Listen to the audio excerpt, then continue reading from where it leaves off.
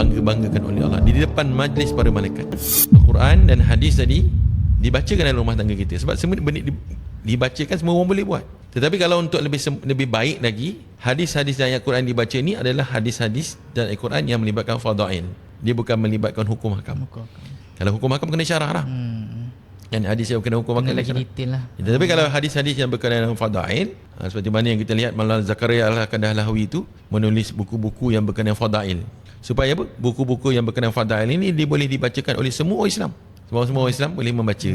Kan, yang boleh membaca mengamalkan dan juga mengamalkan benda-benda yang melibatkan fadail amal kan. Jadi bukan maknanya kita ni tak nak baca hadis-hadis berkenaan dengan hukum hakam. Tapi kita tak, is not the right person lah.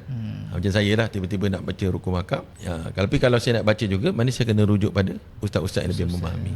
Nama kita dibangga-banggakan oleh Allah di depan majlis para malaikat.